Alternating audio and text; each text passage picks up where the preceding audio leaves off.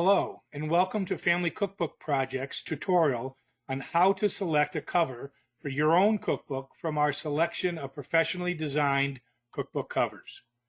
So today we're going to start in our Quick Start Editor's homepage and go to the Layout and Design Center.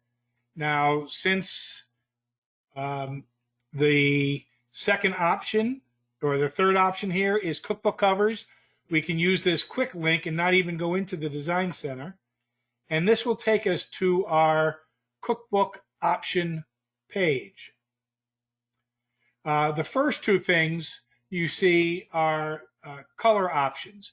This is for when you are not using a cover, just maybe adding a photo on your cover and you want to change the background color.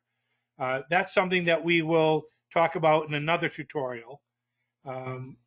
But here the next thing you're going to see is the default cover that's been selected for your cookbook. And this is a very popular cover and many people go with that. But below it is a list of all the different covers that are available. And all you have to pick is the type of cover you want and click on the little X and you will see all the covers that are available to you in that section. Now, the reason why we break this up into different sections is many people are creating their own cookbooks for different reasons. For example, if they have someone getting married and they want to do a wedding cookbook as a wedding favor for the wedding or as a bridal shower idea, they'll use something from the wedding covers.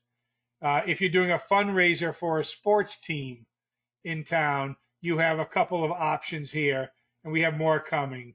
Also, school fundraisers are very popular, as are church fundraisers. So we have different covers specifically for those. We also have some that are more holiday oriented that are available. What I like to do is just go to all cookbook covers. This shows all of our current selection of professionally designed covers available to you at a click of a button. And I'm going to actually select cutting boards here. All you have to do is hit the choose button and you'll see that the default cover has now been changed to the cover I just selected. You hit save and then that will save it to your account. Now you can change your cookbook cover as often as you want up until you get ready to print. So you can try different covers, see what works best for you, and change it. These covers will also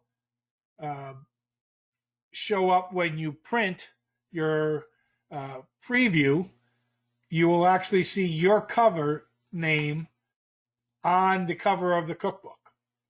So here, this cookbook is the Family Cookbook How-To Cookbook, and it was automatically added to the cover that I had last selected.